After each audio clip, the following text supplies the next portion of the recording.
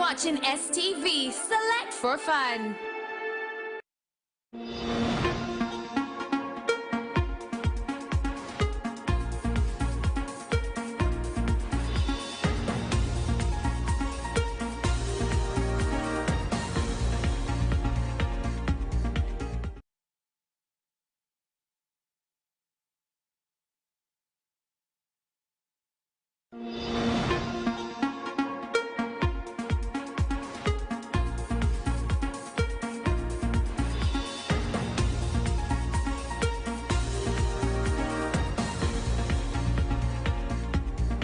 Buterevu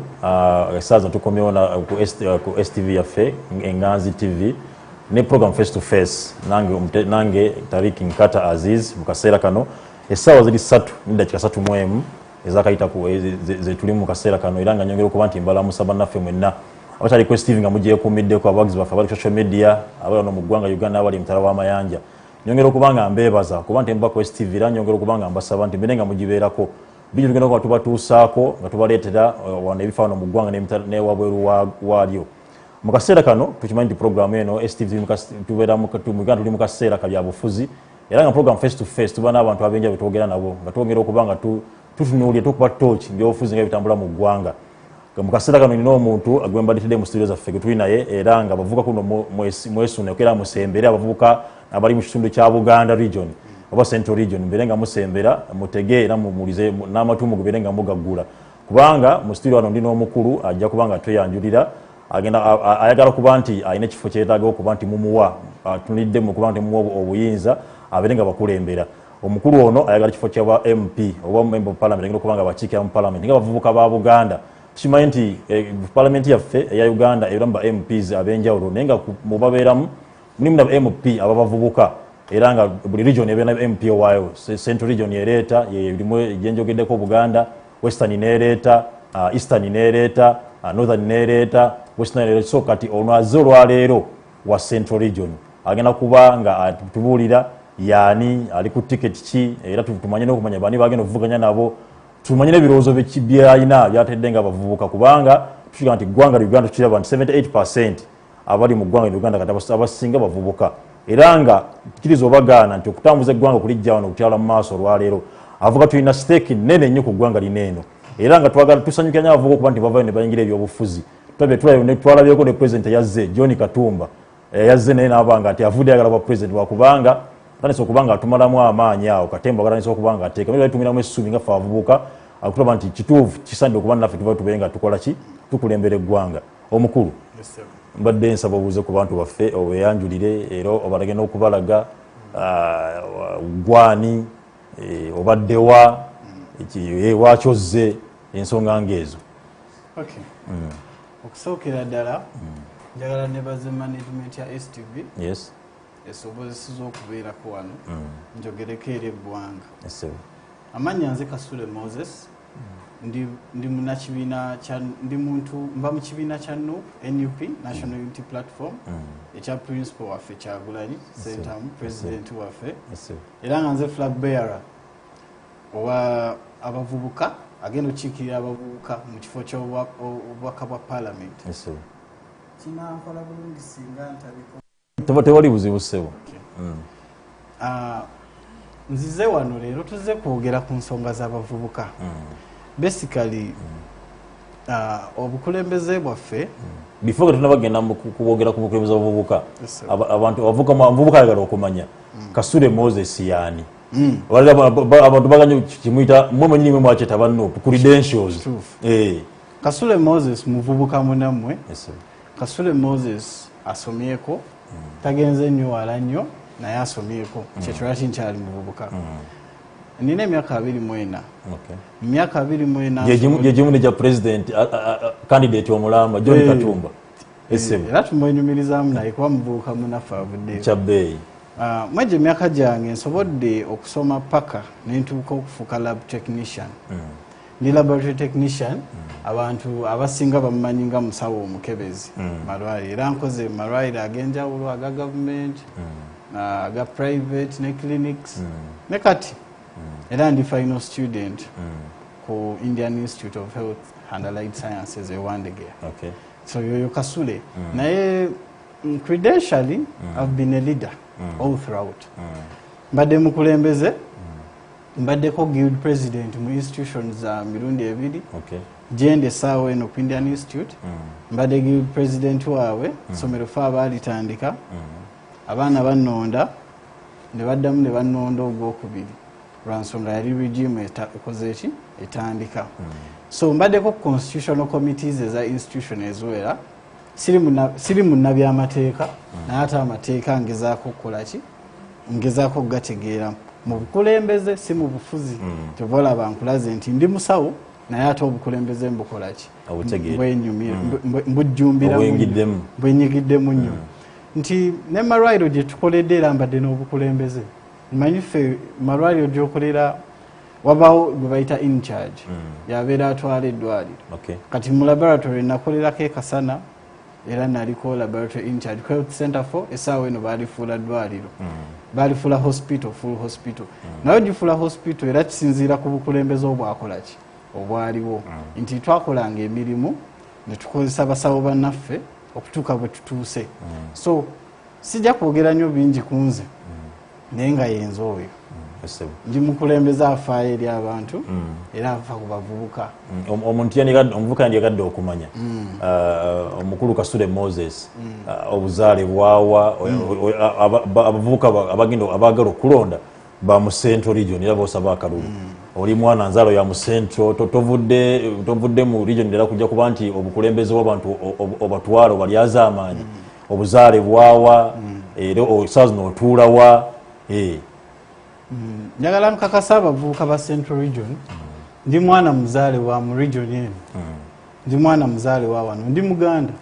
tata wange Haji Kasule Ali bakadde bange bonna ba wano otunulya bajjajja bange kuva ewandege yawo mmanyindo za Haji Kasule Musa lwe lunyiriri olwo paka Kasubi family ya kitiibwa nnyo mu ggwanga lyaffe Uganda lwe lunyiriri olwo paka Kasubi yonna bwe tutyo so ndi mwana muzaale wa wano era nenyumiriza okuba nti ndi Muganda era ne Kabaka muwe ekitiibwa ekitalina buzibu bwonna singa omuvubuka leero abayagala okusinkana akusanga wa omuvubuka yina ayagala okunsisinkana nze waffe ewabakadde baffe Munyonyo naye nze nga nze saawa eno mbeera Wakiso olw'ensonga ezimu weetongola neetongola nze nga nze mbeera Wakiso abazadde bali Munyonyo abakadde abamu bali Luweero kwegamba ndi wano mu Central kyova olaba ngezaako bbuna buli wamu esaawa eno ndi Wakiso nze neetongola gye mbeera ayagadde okunfuna gyansanga awo nga ku district kirungi otunyonyodde bulungi nti era nsanyuse okuba nti nno emyaka gy'oliko emisomo gikuba olukumi mutwe noba nga ate olina n'omulimu gwokola ogwokuba nti oli deputy technician omusawo akola mu lab kiba kyankiza okuba nti nno omuntu nga ggwe alina omulimu gwokola ate ngaokola ne gavumenti eno eriko twali tusuubira nti omuntu ene badde asuubira nti ogenda kuvaayo ng'ogidde ku fulaga y'NRM naye ate kiki ekyakutwala mu NUP naye nga ate kubanga gavumenti eriko olimu ogyeyagaliddemu osomye ofunye omulimu okola omusajja omuntu akulaba n'amasuuti gaago onekaanekanye so omuvubuka alaba nga embeera gy'olimu mashallah kyekikugjeyo okuba nti ate gavumenti eno ogamba nedda kangende sijja kugenda mu NRM kangende mu NUP ensonga kyeziri awo kati nze ng'omusiraamu ndasooka kugamba ekintu kimu alhamdulillah tetuli bubi naye twalisinzeeko wano nze obutagenda mu NRM nze njala nkigamba abavubuka nga bandaba nze okucrossinga n'enzira mu NUP nali memba wa NRM kuva buto bankuze nabo mikwano gyange baganda bange bonna banjulira twakayananga lwa NRM ne tunyiga n'okunyiga tubagamba NRM kino NRM kiri nga go defending NRM yes nga nji defending lwaki nina omukulu wange bamuyita Kiyemba Apollo yafa mugenzi yangamba ekintu eki bw'olikula n'otandika okukola ku mirimu gyo nga daddi takyakuwa ku ssente bw'olimanya ki kye twogerako oye nga ali ku side ekuba NRM sijikuba te osikuba okwogera amazima kuba antukwita kukuba mu njogera ya leero singa oli avayo n'agamba nti kubanga nze olwaleero embeera wa nenjogera ekituufu ku NUP era jagamba nti yakuba NUP singa njogera ekituufu ku NRM awo yatukuba so kati oli naye yali akubira amazima naye njogera tugamba nti yali akuba yateekangawo criticism ez'amaanyi ku nsonga ezimu naye nze natuuka mu mwaka gwa 2018 nenetegereza Honorable Kyagulanyi nga NUP tenafuuka NUP nze nalabanga Honorable Kyagulanyi kuva dda nga musical icon nga omulaba musajja ekifaananyi kyalaga ebweru ate ku mutima si kyekikola ki si kyekiriko nga kyewali musuubiddemu si kyakola ki si kyaba nga musajja wanjawulo nnyo kuva ku famire ye kuva gyayisaamu abantu be bakozi be n'abantu aba bulijjo so oyajja kuba obubaka bwa parliament namwetegereza neŋŋamba omusajja ono azze kuvuganya yasooka kujjanga independent nze nga nze g'amazima nali sisuubira nti asobola okukola ki okuwangula naye yajja akakasa emitima gy'abantu fene waffe kyetuyita people power nti olina kakasa bantu ngenda bakolera kino ngenda kubeera bwenti ngenda basakira kino oba kino neki bugamba kukakasa ena limtakakasa bantu kubanga naye era buli omu avaayo n'ayogera abavubuka biwe bateereddewo bekakasizza bagenda ba youth fund simanya bikoze bitya bevuddeyo ne bantu abavubuka bakakasa kati mu omuvuddeyo abavubuka era ne yabasomesezza naye mwennyini osomye kati olina emirimu batekakasizza kakasa kikosinga okwagala okusinga nti NRM etusomesezza naye kansooke mmaleyo lwaki NUP si NRM nti NUP nze ng'omuvubuka ategeera bwe batategeerera alina independent mind ali open to criticism nsobola okulaba nti okujoininga NUP kijja kumpa omwagaanyi omunene okusavinga abantu bange nga we baagala okusinga ojoininga ki NRM. There is a lot of independence in leadership in NUP. A lot. You have to be an independent leader. Kyebyo ebimu ku bye tutunuulira nti your independence relies with the objectives of the people. Kyetulwaki nze nasala mu NUP wentunuulira values zaabwe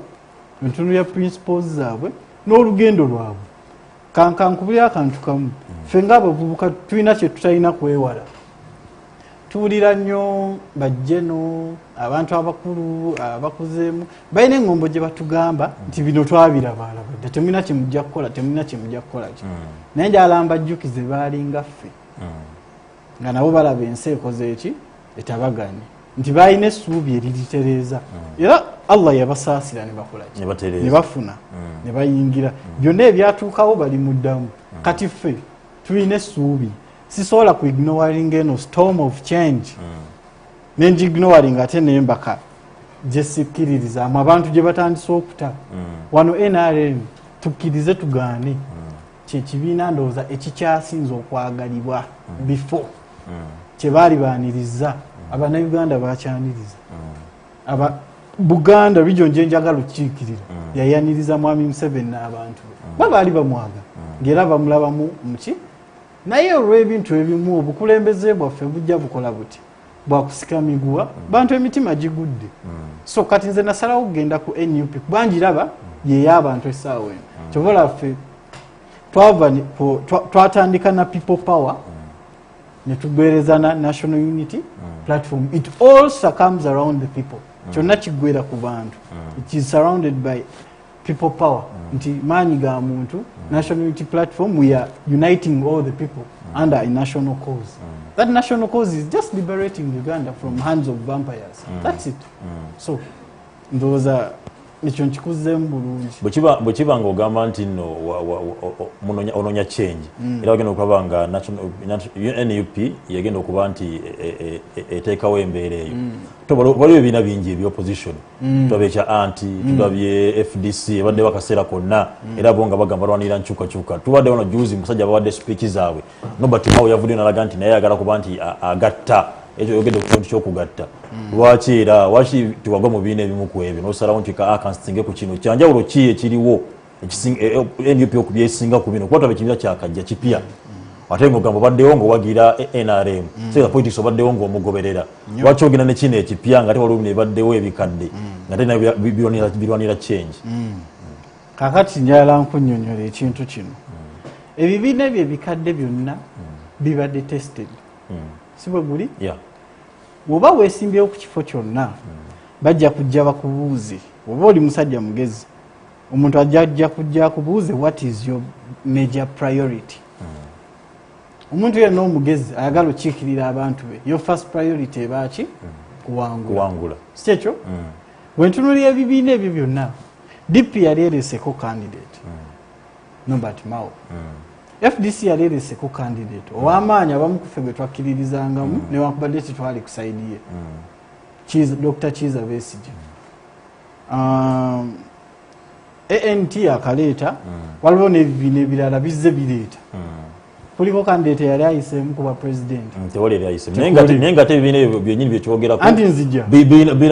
biina abantu mu parliament era biina abakulembeze bangi okutuuka ddala wansi ne structure we ziri kati nga abavubuka kimanyi nti obukulembeze abavubuka banene bwojja okuba nti oyingiramu buyita mu structures ez'enjawulo era ebibiina ebyenyi ne structures ez'enjawulo nga bibaddewo kankulageyo ekintu kimu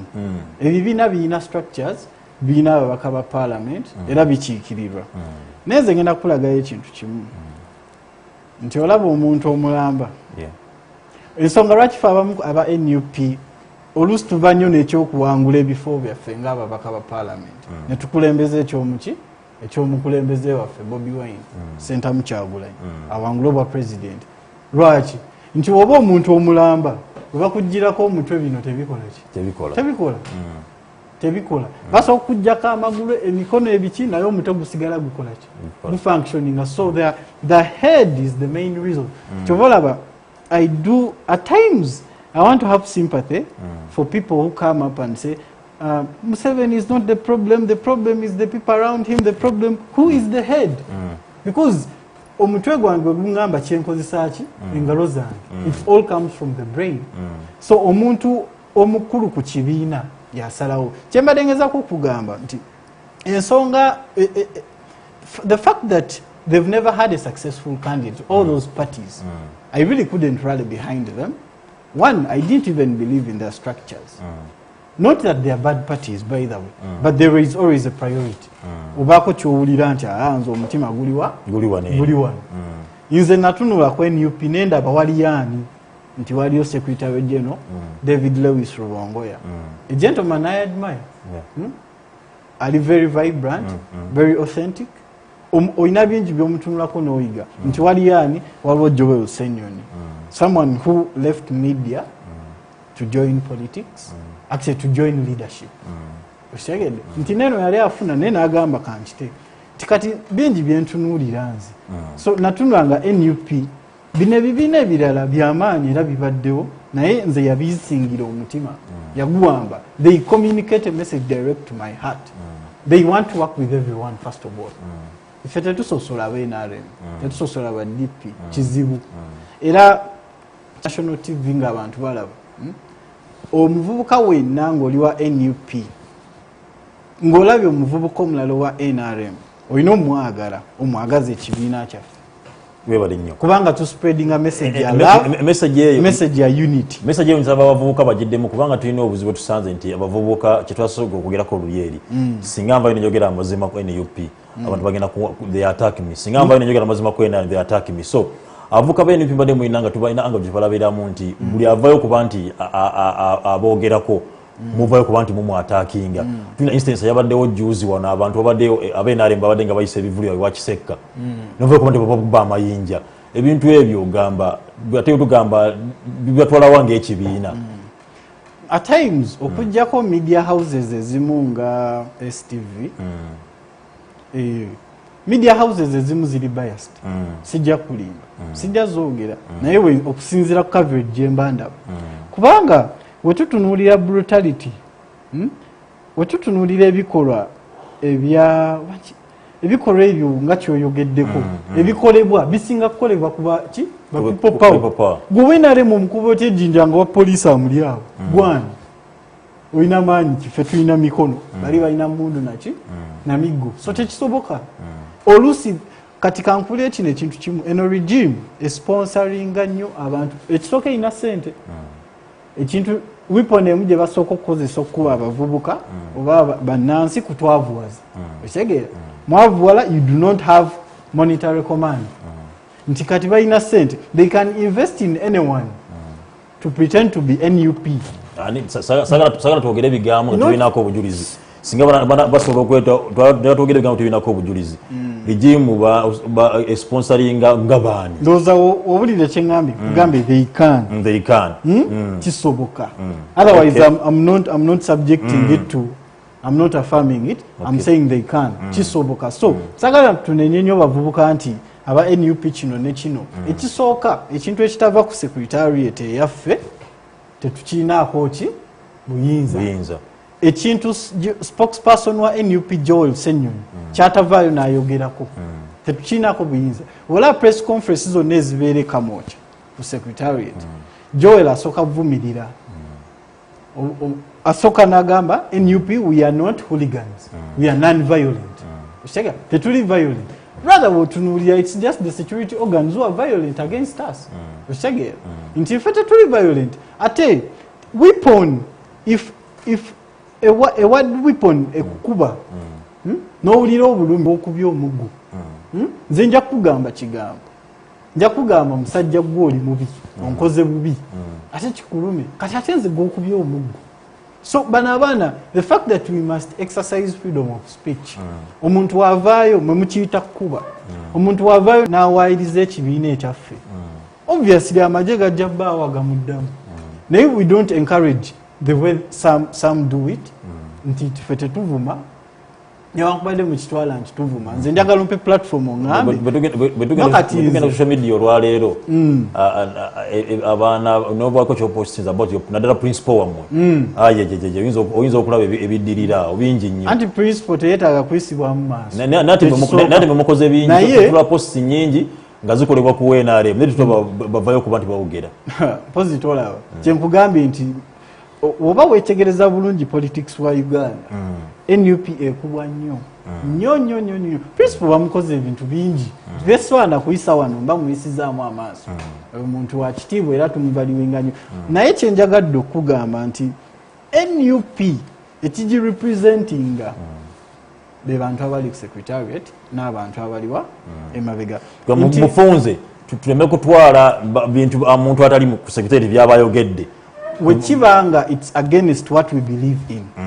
tetulina kitwala nti principal waba agambye bane tubeere baki bakakkamu ne wavaayo omuntu n'akuba munne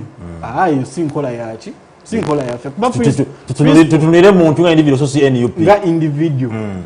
individual nti principal yennyini akugamba mwebeereremu kyekigamba aba mukitegeera bulala okwebeereramu si kwetaasaokwebeereramu is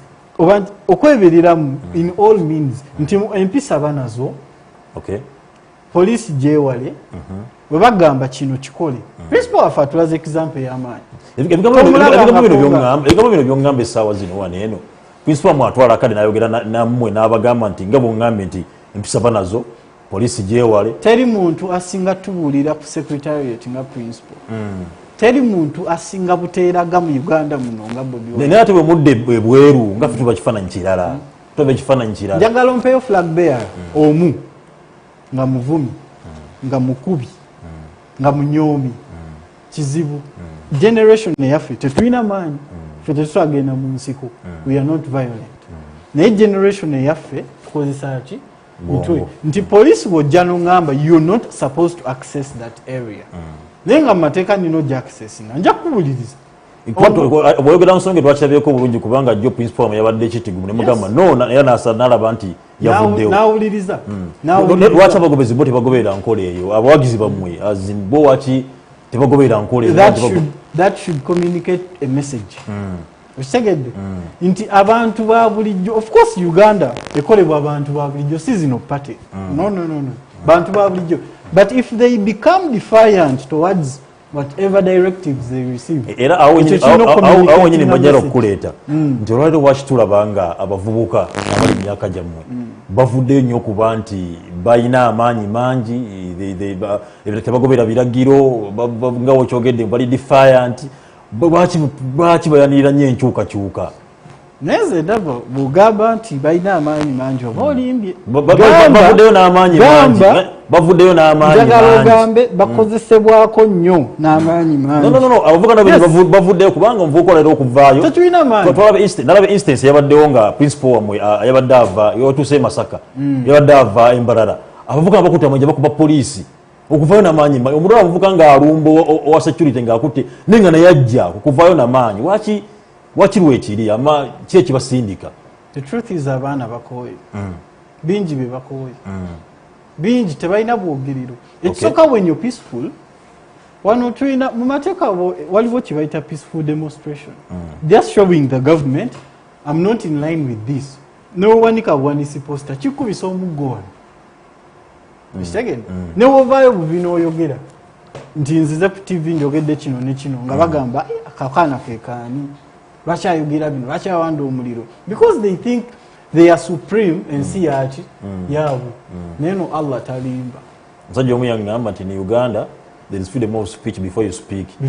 but it's not there after you speak our parents are worried our people are worried nti tujoinize leadership ffe tetubiyita politics they are worried bamanyi tujja kujja twogera amazima baba atukuliza amazima naye bamanyi ago amazima kye gasobola tukola naye ffe abamu tetutidde kati abo abavubuka obadde okyampa ensonga ezimu simbumaanyi mangi toyinza kuŋŋamba there is a lot of skilling in the country oba kyenkugamba okitegeera skilling nti abavubuka bageze mu vocational institutions basomye basoma zi bricklaying hair dressing welding carpentry byonna babisomye but they do not get anything before skilling before vocational studies were here twalina this normal curriculum nti ng'osoma paka university n'ofuna ki degree when they found out that doesn't work in the long run ne ba introducing a vocational ki abavubuka abasoma ne bavaayo nga tebalina we badda they become idle not because they are not lazy oba tebagala kukola abasinga we bakiyita naye nalabawo quote somewhere just because you're lucky enough to have a job don't think others are lazy musegedde nti simbu tebaagala kukola naye bakole ki the high crime rates we have are caused of the idleness of the youth nti abeerawo talina kyakukola kyekikyagenda okuloboozaako kwebaka wadda mu kwebaka kati nga nze ng'omusawo omuntu weewebaka emisana kiki kyostimulatinga to your parts ojja wulya dakika 2 rape cases kikyagenda oloboozaako kunywa njaga because tomufudde busy as the government you've not utilized the resources of Uganda we have too many resources but the resources are governed by a few individuals in government nti kale ensonga nyingi tuyinza obutazimalayo zonna nina omuvubuka omu yampa ensonga so bawerako ab'enjawulo nejjo nabadde ngoberera mawulire gali gatambula amuli ati ngali esoroti nga babuuza abavubuka era myaka gyo nga bababuuza nti lwaki mwagala kukyusa mu gavumenti omuvubuka nawe ensonga bujempira bikaseera bampa nti tuzaddwa ku mulembe guno kwe tukulidde naffe tuzadde omusajja aluddewo nnyo twagala aveewo kiri kiki ekyo nze siyinza kubagira yemu ku nsonga lwaki naye yemu ku nsonga lwaki abavubuka bano bavaayo nga bwe tugenda nti bavaayo n'amaanyi kuba nti baagala enkyukakyuka siyinza giwagira naye ate siyinza giwakana kuba ndowooza ye naye si ndowooza yange kugambe ngamba ku ndowooza ye oli naye ku ndowooza ye eyo gyennyini kankubulireyo ekintu kimu omu ku mukulembeze waffe wano mu Uganda in fact gwe nkuze ndaba paka kati president waffe yagamba akatambi mukayina nti the problem of Africa is leaders who overstay in power. Do you know what that means? Overstaying in power destroys everything you've worked for. Nedi ajja kugamba nti munonda overstaying power yizo ko yali ategeeza bana batalondebwa bateekawo naye mu mulonde emyaka after 5 years mu mulonda alondebwa simply because they cancelled term limits. Bisegera bajjawo ebisanja kati kidde eryani kidde eri president oba ababaka betulonda nga gwe wayaga mutogenda mu parliament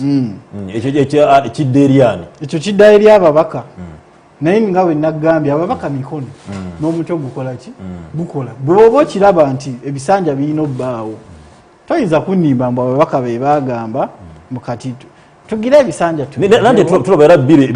yesiba mu parliament so si mu state house era nga ababaka benyini bakola ki finally the final endorser of that bill is the president nga si yagiyisizza asologano gisaini nga wabala batekolera Uganda era neddayo omuntu bakuwadde favor musajja gambe the best favor you can ever get is living power ng'olina kyokoze that's the best favor kati kankulagiye ekintu kimu ekyababaka mu parliament era eno yemu ku nsonga gye nadi njagala okwogerako nga buli omu awulira nti obuzibu bw'ababaka baffe be tulina mu parliament the majority being NRM people buli obu they do not have effective representation of the people evidence based representation inti we can't allow maybe bakikiriza naye tekirina kukirizibwa mitwe gy'abantu 3 mu kutegerera millions ez'abannayuganda mbuuza otya ekyo kintu kirina ba effectively handled nti if you're to table any view for your people nti bireze nti twagala kujjawo bisanja let them go for consultation baddeyo mu bantu ensonga eyo nyinyi twalabanga abantu bajja nesene nezibaweebwa ne badda mu bantu ne badda mu bagamba nti tubagambe kati ekyo kyenjagala okugamba owulira statement gye nkoze evidenced representation you do not just speak walaba ekyali engulu bani tekujja mu president Museveni abantu yali njerabide bagambye bakyakwagala bagambye kino and they acted contrary to what she said what does that mean you do not just speak out what your people say represent what they are saying kirage formally represent it you have a constituency at least you have enough facilitation to meet those people but MP people have facilitation as well Guracho jabuzi nokola family meeting noda nogamba parliament MP bakola family meetings oyinamu abantu 8 constituency ina abantu 12 ate gwogambe mbu abantu bekoboko bagambye kino ne kino tekisoboka dayo mu bantu evidence based kati kankugereze nze nga ku youth MP mu central region tuinamu districts buli district eina chairperson wabavubuka oyo chairperson at least mba mutuuseeko tugenda kujjawo kyabavubuka nga tuva ku gundi eyo mbadde onyonyole kino bulungi abalabi baffe bwobanga ebigambo bino byogedde betugamba essaazi neeno wali osobola bikolera mu kibiina ekya NRM bwekibanga NRM yalinamu obuzibuzibu waki wagisigalamu nobanga otereza ddani okugivaamu Katonda yanyamba saasobola kufunayo kifo na kimu kya bukulembeze mu NRM era saagezako kwenyigiramu naye nalina kaadi yaabwe nga a registered what supporter or member nagiina kuva dda era nagifuna mu mukwano gwe nalina eri president Museveni because I was innocent era nga ngamba abantu abakyawa Museveni abantu I was very innocent right now nali sobola genda mu NRM kwogera bino otandika otya ate abavubuka tuba NRM MPs abavubuka bangira gye bali they will call that indiscipline intolerance you've seen rebel MPs bayogeranga mazima ba Muhammad Nsereko ba honorable what happened to them when you speak your mind chenagami nti femu NUP tuina what we call independent leadership I speak my mind ekindi ku mutima ne ku bwongo as long as kiri in line with the people nino kyogera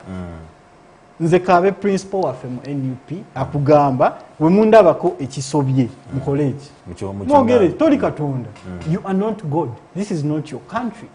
tuji owninga fenna nti ebiro byenjogera sola byogera eri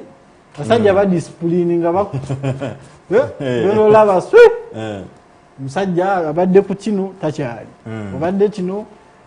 kangambe oyinza bo badde mu chairman w'abavubuka ojano yogera bino ekyo jja kusanga oli secretary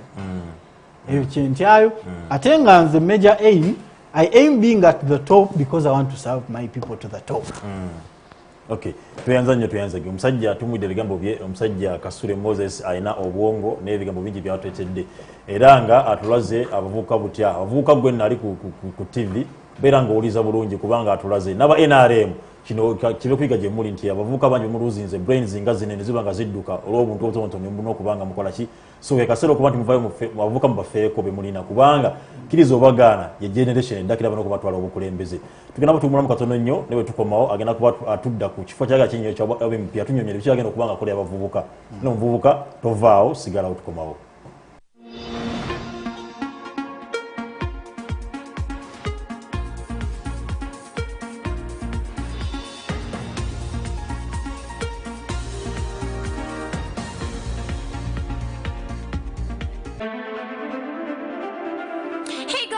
Watching STV, select for fun. One step into the country and you will know Uganda is a magical destination. Perfect description of nature reflected on its natural way of life. But beyond the description is much more for you to discover. The culture, the religions, the wildlife, the nature, and oh, don't forget the food. I'm gonna give you an exciting adventure discovering the hidden beauty in your country.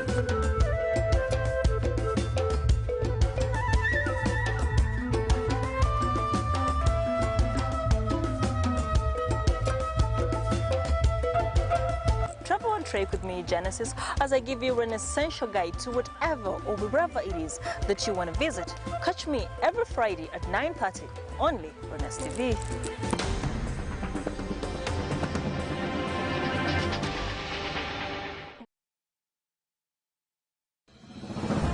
Ng'ebbugumu mu byobufuzi lyeyongera buli lukya. Naawe Munnayuganda kikkakatako okumanya n'okugoberera ensonga nga bwe zitambula. Wano ku STV tugenda kuba nga tukuleetera abasunsuzi b'ensonga z'ebyobufuzi mu pulogulaamu yaffe Enganzi Zaabike. Buli lwa mukaaga ssaawa 6 ku 8 ez'emisana. Nange omuteesiteesi era omwanjuzi Nkata Tarik Aziz.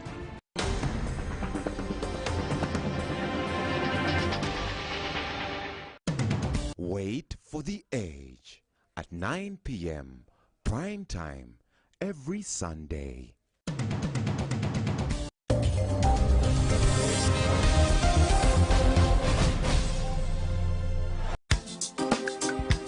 Ensonga nyingi eziruma bannayuganda omuli ebyobufuzi, ebyenjigiriza, enkulaakulana ssaako n'obuweereza bw'abakulembeze. Wano ku STV ensonga zino zitukwatako. Twegatteko buli Basande okuva ku ssaawa 12:45 okutuuka ku ssaawa 1:30 ez'ekawungeezi mu pulogulaamu Zinga Bwendaba nga tukubaganya ebirowoozo ku biri mu ggwanga ssaako n'okutuusa eddoboozi lyaffe eryawo bekikwatako. Wano ku STV nange Hasif Ssekiwunga. Credible, bold and accurate. You can trust us to add professional context and in-depth analysis to the web of current affairs every week. Share an experience with those that saw it happen. A blend of opinions from journalists, subject experts, and involved participants. The Newsroom, breaking down the weekly top stories. Join us at 9:30 p.m. every Saturday, only on STV. Hey guys, you're watching STV, select for fun.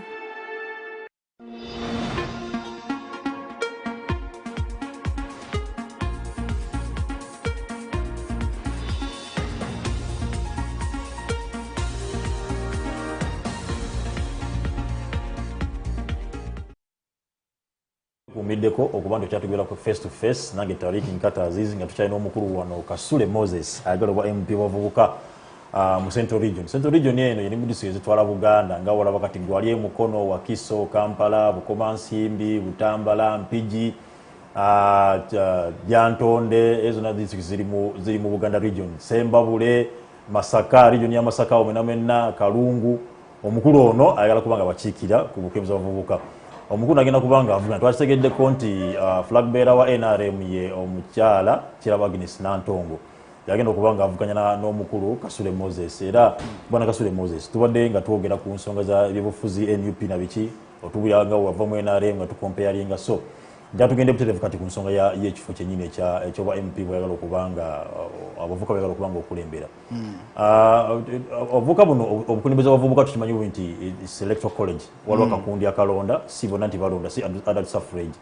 era nga structures already zalondebwa nga kimanyi nti youth council zigenda okubanga zibalonda abayiseewo ku district abasatu abaswatu chairperson female affair then ne finance naye tulabanga abavubuka b'NRM NRM yabangula ebifo bineeno kumpi 90%.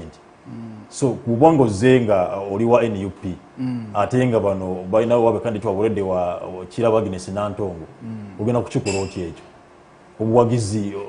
obesinze okulanga nti obuwagizi ekifo kitwala kifo kyo kitwala esebo kubanga najja nkimaliridde waliwo bacandidates abalala mukyala Kirabo ne independent omu si babi bantu balungi naye ndowooza mbasingako lwansonga nze kukiikirira abavubuka lwaki osuba nti gwe osaana lwaki omuvubuka yenna ali eyo omuvubuka yenna atulaba ayagala lwaki olowooza nti gwe gwalina okuwa akalulu nze asaana biki byobaleetedde bye mbaleetedde nno sina byanjawulo nnyo n'ebyabalala naye amaanyi ge ngenda okukozesa obikola they could be the same usual things byetuwulira omanyi tuwulira nnyo ebintu nga unemployment, corruption, nepotism bingi ebiri ba youth challenges ze balina naye nze nina ensonga zange ninawo ensonga ya national identity crisis omanyi bino ebintu byange nze nkikolako research nenkyewera tamu kati bweyiza okinoonyako nga tekirina we kiri naye because of my intelligence nze nkyenoonyerezako nenkiwa tamu there is something I call the national identity crisis me and my team sat and thought it is one of the major problems nga tuvudde ku these other issues of unemployment, corruption and patronage byonna nti what do I mean by that nze ngaza okukiikirira aba central region nzize central region basically is Uganda region what is that national identity platform that the youth have in central region what common ground do they have to bound or unite them njagala kuwa example omanye ebikopo by'amasaza obimanyi okimanyi business ku bantu abamu kituufu bangi bagifunamu obwakabaka bubikola naye omanye emyaka gye biwangadde biwangadde bangadde nga teryabikuba teryacriticinga oba kirwaki nti abantu abo bonna they are all organized around one same goal ebagatta nti mu Uganda y'ennaku zino bakuzaala without any parental guide oba kyonna kikiri to the new world nobeera ng'omanyi nze kasule but you have to identify yourself in the crowd am I similar to you what binds us together what should make me work with you okitegeera nti abavubuka we are not really lazy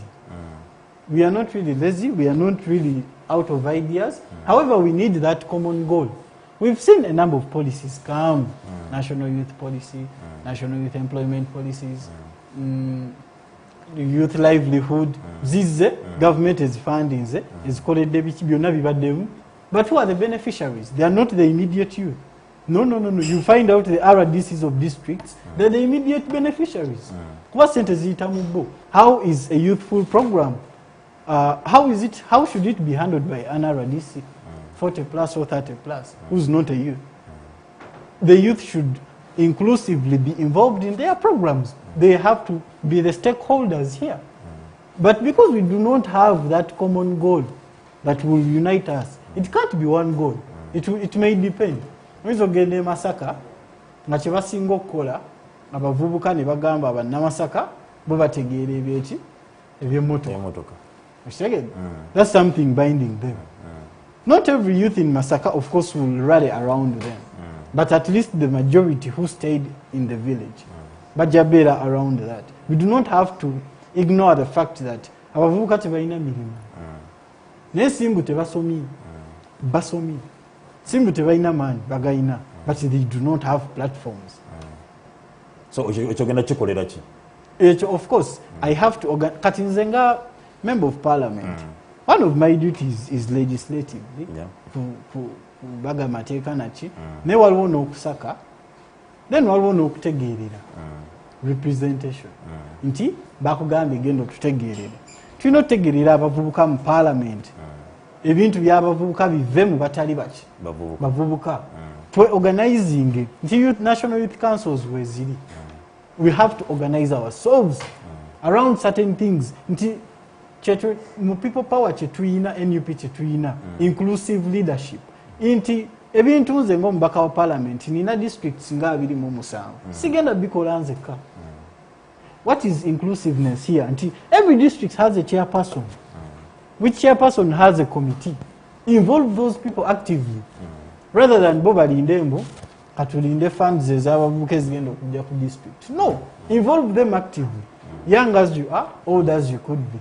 people will always listen to you if you hold a certain office and you're willing to work for them abavubuka mulina obuzibu munti abavubuka basinga abakulembeze abadde bawo MPs abadde abavubuka balina ekintu batuuka mu bukulembeze mudda ne musingolinga out nti kati oliwo wakiso kasobola okufuna ekifo ky'abavubuka yusinga n'ogamba kati kankosotinge ewakiso kuba njagala okudda nga MP banavubuka bakwadde obululu Buganda yonna n'ogamba no nze kati ndi wakiso ebyo byonna bikyamu ebyo byonna bikyamu era nze mbivumirira nze obukulembeze obwange tebubadde bw'amaanyi nnyo naye wakiri ku level entono gye bubaddeko bubadde fruitful nze nkoze ezi constitutions eziyambye amasomero gye mbadde to organize nze I've lobbied enough from administrations for my people kikyengezako okulaga nti at least nja kuba muntu afaayo ennyo singa ntuuse muki parliament lwaki fena twesimbawo kukyusa bulamu sibe guli naye obukulembeza nti bulimu okwegasa n'okugasa abalala okitegedde nti weesimbawo okyusa obulamu bwo n'obwabaki n'obwabalala nti ntuuse mu parliament bampadde kino na kino you're allowed this and that there's allowances why can't you really think about the rest who put you into power why kyetera okugamba omuntu ajja okutegeera embeera y'omuvubuka y'omuntu ayise mu mbeera eyo y'abavubuka n'abazeeyi abajo ne bayitako mu buvubuka bo tebategeera bavubuka otegedde kye nkugamba omuntu ajja okutegeera embeera y'abavubuka y'omuntu ayiseeko mu mbeera eyo abamu tebayitako they grew up as the youth but not as vulnerable youths otegedde they were youthful of course but they were not vulnerable balina amaanyi bataata baabwe balina ebisente balina biki they will never test what you feel I do test what the youth feel nze nava mu maka g'abazakadde bange kwe bali banda basobola okunjulira nze nava emunyonyo nga ndi mu senior 4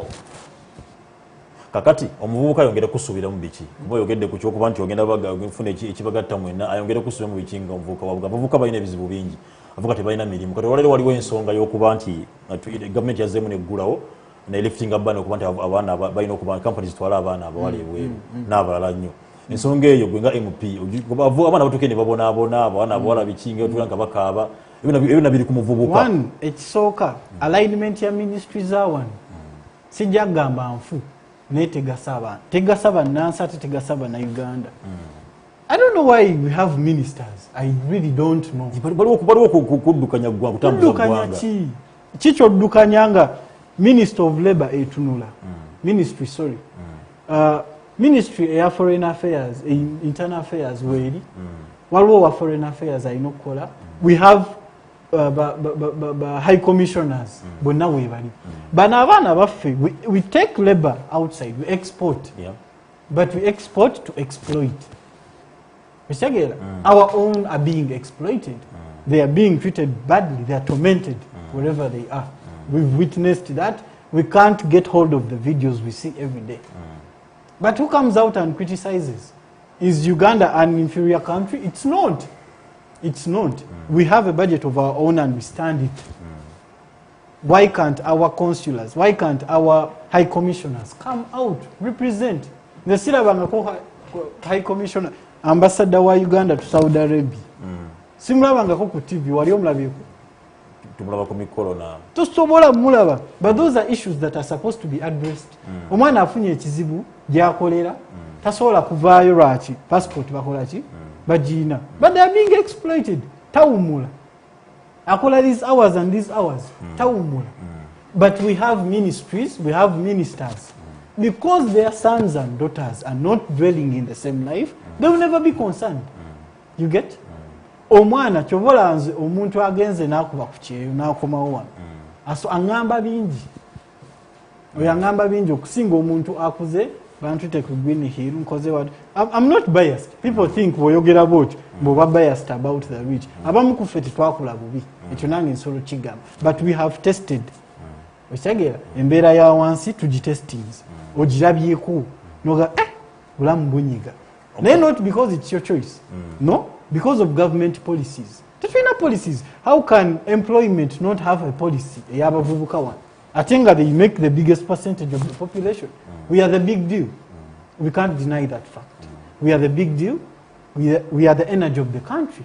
We are supposed to be decision makers here. Netetuli. They can't even think about us. Olwaleero abavubuka tugamba nti gavumenti etusudde era mugamba gavumenti ebasuddewo na biki gavumenti evuddeyo nekola ebintu bingi ku bavubuka oyogedde wano ku mbeera ezibaddewo capital venture fund youth fund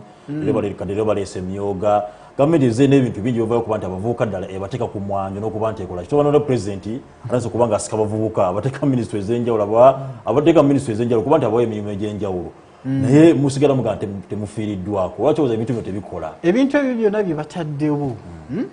ebintu era bino Mr. President singa alaba yalitegedde bigabanibwa families zimu na zimu kino nkikugamba nze siri muvubuka nga tebintuukanga kate nga mbadde actively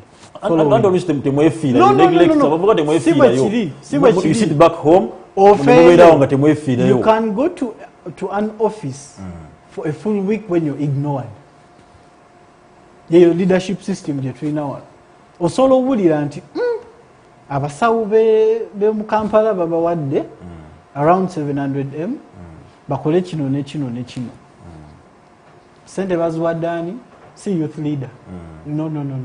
ojasanga ziyise minister bwati nezigenda wa permanent secretary we nezigenda ewaani bwe zituukiranga mwinako kasanvu kati nze sola bigenda mu ebyo ate kankolera ki I don't want to be held liable to them for the 7,000 shillings ezibadde balance of the 700 millions no tovola abamu tusirika ne tugamba katupambane katwebereremu paka nga tukyusiza government ne tuteekawo government etufaako singa mukama akuwa kamalirize kano singa government yali efa ku baana bano ng'etufaako all that money can't be embezzled ne basirika there can't be patronage abantu nti okufuna omulimu ogusasulire wano okugenda ku government payroll otogendayo nga tosasudde kati muwaki gwosasula because nga munansi tena kuba nti ovayo kusasula gana okusasula gana okusasula waki gwoba osasula ekyokubiri gavumenti evudde ne baterawo sente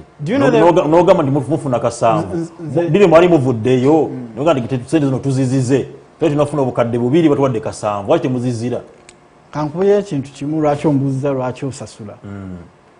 when you're desperate you can do anything with a lot of pain when you're desperate you can do anything kyobolaba nze oluusi n'ebyengeyenge bijjanga ndaba omuntu ali ku a desperate person amuyita lazy but you're just lazy you're just that no my dears you are just privileged your fathers have money your fathers have worked for the government and they've stolen a lot of money you are privileged not like others so don't look at others as if bali lazy osobola osasula sente bakuwa omulimu mu Uganda ya leero lwaki olina okuwonawo once you die of hunger poverty can also kill once you die you never witness the new Uganda you want you never influence others ngabo chidi MP obera police maker yes si mukama akwado obukulembeze inshallah bichi byagenda okutandikirako bichi byagenda okuba nti abavubuka bichi byagenda okuba nti okyusa mbeza abavubuka byagenda kutandikira ku bichi nze kyenjagala osookirako era ndowooza electorate endaba I want to empower the electorate the youth leaders empowering them. They do not just stand to be youth leaders as it is. Oyo chairman finance secretary wa district eno nga chikomao kuvimba kola bot olinde funds zije. That's not empowering them. They have to be empowered. We have to represent them fully. Nti twagala kati nze nga ngenze mu parliament obviously tugenda wangula NUP egenda wangula ekyo nkubuli inshallah tugenda wangula and we shall have many parliamentary seats. Most of my views will be listened to. Because I have good views for the youth. Views ngache muvuka yarazule kubanga agenda kubanga akulonda bakuteza amatu kala saza kati obanyi nzingena tanikira ABCD omuvubuka ayagala ulire ku employment policy. Employment policy nti once omaze okusoma you are liable to be given a job somewhere somehow. Employment policy enoba muntu omuntu kangambe mukuru Tarik obadde ku STV sawa eno emyaka nizo basi jimanyi nayo badde ku STV okoze emyaka 10 okoze emyaka 10 that policy should have free room of exercising change. Let other people also come and join. You should have free room of change that policy. Nti omuntu tafira mu kintu magala kujja bakadde mugati mukamwa magala kujja bakadde mugati mukamwa atete bagulidde ogwo gutagwawo gwe guki gubadde ki bagulidde bagumize bali omulala bamize bali omulala nakasigado bagala kaba mali tuli wano tutu tugende mu maaso tukole ki nti eyo policy ino banga it elaborates a lot about the youth employment. One, it has guidelines in charge building and a team yan. And I will table it to the parliament because I know our past through. But the quiet policy, we have to organize the youth. Kuba funds to zina. If we make the around 78% of percentage of the population of Uganda are youth, what does that mean? We must be a big deal. Chitageza funds concerning the youth should be elevated. Ngovude kuvuno obutono baleta ate ne bagubba. But feko abukanga baba wadde sene muziriya buli rubo sene muzika bana bugabanyi. Boloboza. Sikwe kulowooza sende zivuddeyo gavumenti ne baterawo buli kimu. Watu badde ono youth fund wacheggaddwa. Abuka bawe kwa sente nengo mvuga chairperson omwazi kwa naga nakola embaga. Bane nabaddukako sene babagamye muzirete mudire revolving fund nabana bafuneka abala sene mwaziriya bavuka mwaziriya buli fund nebirange egaddwawo kali obuzibu government buma bavubuka mu benyini baga government ebire ne baterawo sente njagala ompulize Tarik bwebuzibu bwenkugambye gwezoyagala okubanti bongera bozote bazimisi uzinge nenda sewo. But yeah, zina effective managers. Those empowered youth chairpersons. They don't empower them. Pay them for their service. Do it. Musasule service here. Empower them. Bavubuka. Bakwate ngachi. Government talk to them. Government inensi besosa bavuka bonna bonna structure zone babasasula government ezirina ekyo tekiriwo nenga government ezina baba bayina sente zagalo zimba oluguudo e Congo trillions and trillions but oluguudo lwe Congo you're just contributing fasije nene very walala ate ekyo kigenda kubeerawo olumu naye oyogera ku musaala nti omuvubuka zembu kulembeze bwana Kasonja azembu kulembeze emyaka 5 abe nga afuna omusaala structure zonna government ina sente zo musasula. Let's project a bit abroad. Kankulage ogambe kijaba olubeerera sibe guli yes goes in city kula you've funded the youth bafunye ebyokukola aren't they contributing to the economy? The economy is growing, meaning we have more income. We are getting more returns. That is a chain. It's a cycle. Yes, it is a cycle. People are hiding money in houses.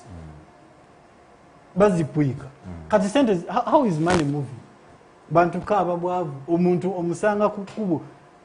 buno bwana obusabiriza butumwa abantu bakulu n'omuntu omukulu atumira omwana alete sente ababubi nti sente tebaziraba abasajja sente bazitweka ne bazitereka why anyway ebisijja bigenda munyo naye sente teziriwo mu saturation naye ziteeke mbavubuka empower them ojja sanga oli kadi teyasoma teyagendako mu vocational naye ng'asiika capati ennungi muteeke mu sente let him make it bigger let it attract more people nti nze nve gye nvudde ŋŋaana okugenda okulya ku kafe gy'abazi ŋŋamba ninayo muvubuka munnange akola something better I will support him why we muwa sente ayina wajja oziteeka in the long run zijja kuddawa ewange ffenna tukole ki tukule that's it naye waliwo obuzibu bwa economic gap nti actually economic class kijja giyita gap nti some people are on a certain class others are on the certain nti temujja kukwatagana but you need inclusiveness nti tebo yiino Tarik owe Wakiso wuuno owe Mukono wuuno owe Namambe wuuno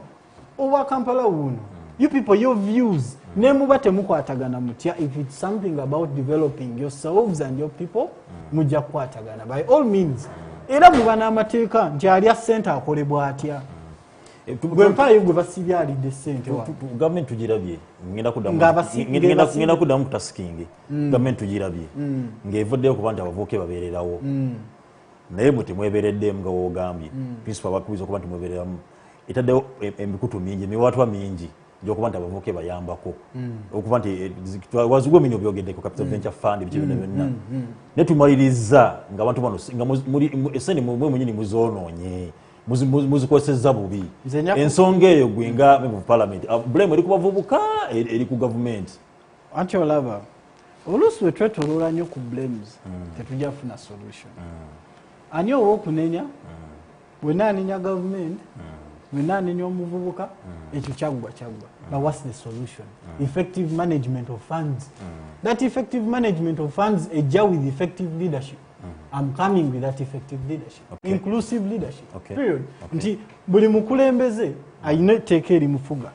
nti bano bonna all these people the National Youth Council the chairpersons and what they are supposed to be they are liable to whatever they do they are accountable accountability comes with cost what is that cost if you're fully accountable and you have no toinaawo kisobye your cost is a reward osasulwa bulungi oba oyina ekisobye amateeka galina okukola ki okukwasaganya kati abantu tabba ssente ate ne mugamba mbu yekizibu si yekizibu mwabatamukuteeko mu ekizibu wayogeddeko ku mbeera y'okuba nti nno abakadde bave emiti babavubuka naawe wegatta ku bavubuka gye balina ekyo kyebaleese walo baagala ne minisita y'abavubuka minisita abeere muvubuka nolwaki nedda anaategeera ate ebyaffe kankubuuze osobola oba minisita w'abawala ng'oli musajja ate kisoboka eri abawala nkugereza kuba neno yabavubuka naye yali abaddeko muvubuka wali olabyeyo kabaka omusoga naye yali abaddeko muvubuka era byonna bimuyiseemu olwaleero naye yabirimuko kankugereze tosobola labayo kabaka musoga naye n'omusoga yali abaddeko naye muntu ne kabaka muntu okitegedde naye tosobola laba kabaka musoga kabaka aba muganda okitegedde nti minisita ow'abavubuka tasobola ba mukadde nga lwaki tasobola kuba mukadde kubanga oli aba namuzadde amanyi nti abavubuka oli mwana we era kyewetaaga akimanyi who are you ministering do you want to say bwe kyagala okugamba we are not up to yet to that level of reasoning era ngenda kuza ku kibuuzo ekidde kyembadde nzijjako nti tuba nga abavubuka yes tuli 78% era nga tuvuddeyo bandi kuba nti ddala twagala obukulembeze bwana Kasule wakati wange nenjala tunyonyeregane onyonga n'abale baffe tubayambako abavubuka tuliredde okuba nga tutwala eggwanga lino mu maaso nnyo kyotasuubira bw'abanga General Yoweri yali muvubuka ne balitwala mu maaso newakubadde baatuuka ne baliyiwa naffe tusobola lwaki ate ffe emitima egyaffe gyanjawulo nnyo emitima egyaffe girina obwagazi girina okukolera abantu ate girina obuyinike obulumi obwo kumaanyi getwolesesa ennaku z'abavubuka n'empisa zaffe zetulina tusobola otwala eggwanga lino mu maaso tesobola kubanga tutula wansi twogezeganye tuziganye gwe mwenyini watandise okowoola abantu abambazi b'NUP n'abavubuka abalala babe nga bawa respectinga buli omu gyali kyatumye kuba nti tukiteekawo nga bavubuka NUP wasanga wena nibagala kulwanagana kibadde mu kalulu k'abavubuka olwo entale zibaddemu dada embeera gye tweyisaamu eyo nga tuli mu mbeera eri violent bwe tusobola otwala eggwanga mu maaso kati kankubuulire before there was something there was nothing so you don't blame the youth for anything not really tosobola gamba mbu babavubuka embeera gye tweyisaamu oba ki kankubuulire ekintu kimu ba experienced legislators betulaba right now ba honorable Namboze ba honorable Muwanga Kivumbi abo bonna going to parliament was their first time they had an initial start they were not experienced at anything but they grew up along because they had a heart to serve they had the leadership in them so nze nenya nnyo omuntu avaayo n'agamba mbu abavubuka temusobola vuga kintu temusobola ebintu bayiga biyige ate tunabiyiga tutya nga tetuli involved we have to be involved ate tubimanyi olaba tubiyize tetunabiyingira tulina omutima ogusavinga abantu baffe you learn from kiringa by the ones nzijukiza ekimu ku bintu bye twagala abavubuka gavumenti eno ekole emirimu gino gye batusabazi experience what do you want me to do experience lwaki kati nze ng'omusawo nkoze emyaka egi nti egyo emyaka 5 ngenda mmala osoma bulungi kwanze finals zange nzimala mwezi guno ngenda zimala ngende bagambe you want experience of 2 years can't you recognize the fact that for 3 good years or 4 years I've been working in hospitals can't you nti mbadde nkolanga intern not even paid no there you have a point I've been working on patients so what more experience do you want I've not been paid I've served my country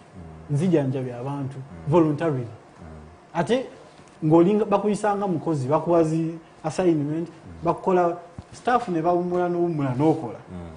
why don't you recognize that fact nti nkoze ebbanga ebyo I have that experience look at my grades give me a task do I accomplish it I could even do it better than the experienced people you think give me a task nteka ku interview nkebera am I fit enough when I see fit maybe gamba but don't base nti twagala experience ya banga njijewa nsoke kola dwaliro lyange nfuka experience ndyoke nzije nga tumude kusonga experience n'ebirala alright tuli mu mbeera y'obufuzi era tuli mu nnaku olwokuna nga abapresidents bateereddwa okuba nti banoonya akalulu naye tulabye nga principal Robert Kyagulanyi atambula ebitundu ebyenjawulo tyagasa avuddeyo amu yatugireki ekimu twaba olwaleero tumukunde naye biriwo ebityo twaba owa NRM naye atambula akuba enkungaana ze naye nga akyagobera SOPs zebagambye okuba nti atuuza abantu 7 nemwe tulaba yammwe muvudde ku nsonga simanyi lwaki tyagasa ayingiramu embeera oyinza kujoogerako ki ebintu ebimu n'amaanyi ganzigwamu byogerako naye ndi muna Uganda ate ngenda ba mukulembeze nno byogerako kituufu nti right now otunuulira embeera eri mu ggwanga tulina police eri partisan how partisan it is how partisan we have the yellow police obujulizi obulina how partisan ate setaga bujulizi ki abannayuganda banjulira nze setaga gaba bujulizi bonna abannayuganda bakola ki how partisan have you ever seen Museveni being blocked by police not because he follows tusagala ongambe but he follows no but wali mugendo we saw it in Luweero we saw rallies moving twachira president yagenze Luweero yatuziza abantu be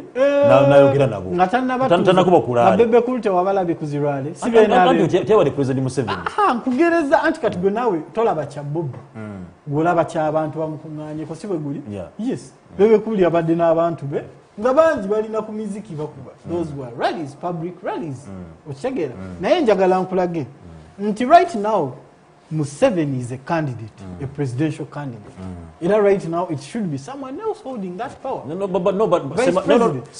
semateka wa mwamukiriza it's okay semateka wa mpozi wanogena mu parliament advocate for that babenga bakyusaka waira it's okay kyona kyekiri he can be even a president as long as he bamulekane convoy isn't because he's still a president of course era yimukulembeze ne convoy kweri but he's a candidate he should be treated like one but Museveni is following the SOPs era naye atuuza abantu be atuuza abantu era bwagende Luweero atuuza abantu be 7 nayogera nabo bwagenda atuuza abantu nemwe olabanga twalabe amuli ato boy tulabe egundi bakuwa bisaawo kankunyonyola ekintu kimu you cannot have a fork okay you can't subject a fork that doesn't attract metals n'ogamba mbu that fork his discipline teyagala kola kavuyo baki it's a magnet here era jojo tunuulira it is attracting metals buli metal ejekubako that is Bobi Wine Kyagulanyi because he's change is the new change people want you cannot deny people Kyagulanyi si yayita abantu bajja forces zibasika omulaba wanga ngakuba gundi ayogera ku kizinga yayita mbuyisi ne bamublockinga mwagala akoleki tasobola tutomera abana Uganda kuba ate bajja okukola ki okukiikirira kati police ebeeta partizani awo ebeeta partizani kubanga yo omulimu gwayo ministry omulimu gwa police tugende mpa ne esimu ennyini yabadde bata yabagambye buli atayina okutambula sidi nti yokka abantu bawevingire ngoli muki kyetwa president Museveni kyakola awani omulala akikola polisi wina okuvayo ku enforcing nti tula mu motoka yo bawevingire abantu ogende naye tulaba avudde ali waggulu ate si yekka opposition bonna bakola kankubuuze okujjako polisi kuteekawo mateeka nga president Museveni is known he's the incumbent era ye mukulembeze amanyikiddwa tekirina nnyo toyinza kyebuuza bano abaana bagezaako kufuna ki etekasi ya polisi isi yabadde bata yabagambye babeere munda those were partisan rules bonaza bazibawadde zina bakandidates abamu beziyamba kankulageyo Mr. Kasule ogenda kulembera abavubuka abeggwanga bakulaba tuli mu mbeera eri abnormal eyo embeera y'obulwadde era nga isa amateeka ge yaleese egoberera Ministry of Health naye nga tulaba mukunganye bantu mubeere munda kankulage kino omanyi njagala tureasoninge bino ebintu nga we biri yes presidential candidate omugambi takola ki tavaayo n'avaayo he has not made contact with the crowds but the issue is bwavayo bwati abantu bagenda kusika abantu take it from me ne wanasigala mu motoka okimanyi nze nabwe example bwange buli fane naye bukola magnet ne wotekawo fork era fork endala ejjajja ekwatako even when he stays in the car people will be attracted era bajja kujja ekitegeera people will come they will converge however police inakola omugaso gwa police kuma abantu na bintu byabwe inabba kugamba nti bannange kino ne kino mukole bwe nesi kunenya hono abantu bana no we are not blaming abantu banawulira nga lwaki tebawulira watu batadde ko lyani ngaye bawulira dindi police zorobaga nti muveo ne bavaawo nga lwaki tebawulira look at the to inabba ka ko lyani into the instance yabadde singa police yabadde imbarara police bagenda twagala bagambye ensanvu musigale wali eri abantu bamaze ne breaking in ne bayingira gemanyi gaba so police yabadde simple jogezako gisaba si kyengezako gisaba by the way era police yembalala okusinzira ku kyabaddewo ndowooza teyakoze bubi naye kati abantu bamaze ne breaking in ne bagiremesa yo kati mwagala ekoleta emirimu gyayo anti kankubuulire omanyi zino ensonga ezimu mulina ozitunuulira dynamically nti ddala it's all about the people and we are leading them yes you could see it as misleading them but what the people want is always paramount if people are yearning to see a candidate at least organize them you cannot deny them it's a mass togenda bakuba bona they love a candidate at least organize them in a certain way katika nkubulireyo these scientific things we really do not agree with them this pandemic came it hit us hard it hit the Europe and the Asia hard actually wano yajja but should we live in fear for the rest of our lives ogenda ko statement your principal kuba yagambye is going to follow the number je bamugambye iranga kizanja abantu so kananze na principal these are my independent assertions chobala nkugamba nnyo nti omuntu omulala byayogedde tobinenya ku kibiina katika nkubulire eno pandemic the good advice would be government mukusoka yagikwata bulungi nnyo actually I commend the government for that we had a lockdown we had this and this we realized the economic breakdown sibaguli economy engegwa abantu bali bubi babeera bubi imagine if it wasn't to go because it has not yet it is still here the vaccine was just got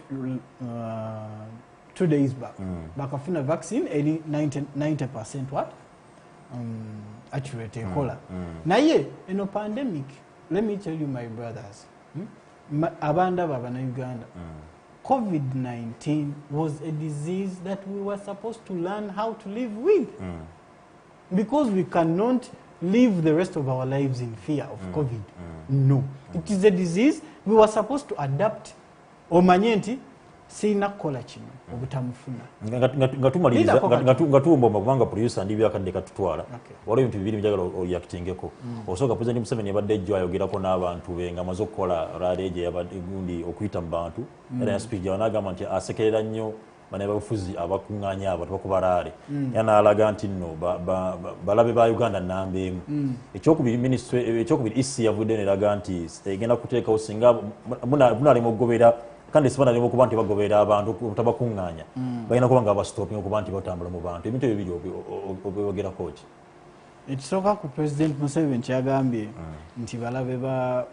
abakuŋŋaanya abantu balabe ba Uganda si bwe kiri era sikikiza ye musuubira kwogera ki batuganya okuŋŋaana kuba tukuŋŋaanya abantu tutambuza akawuka ate abantu bafa gomendo ogenda kulimba bavubuka kyapasona bavubuka even the district yafudde this week nenga naye COVID. So kati abantu bwe kama kuŋŋaana obulwadde butambula so wava naga ntubeera mulabe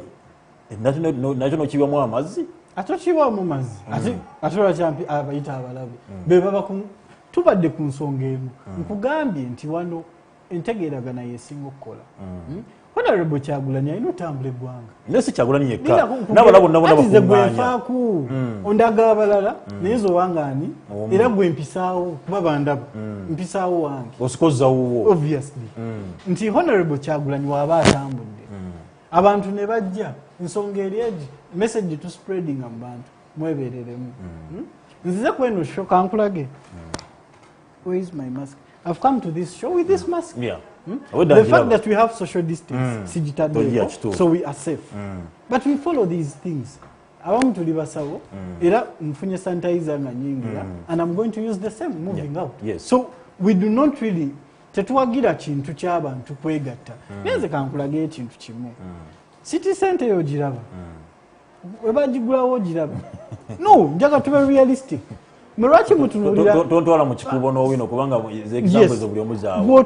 Otunula n'ogamba mbu COVID-19 are spreading abantu akola biki.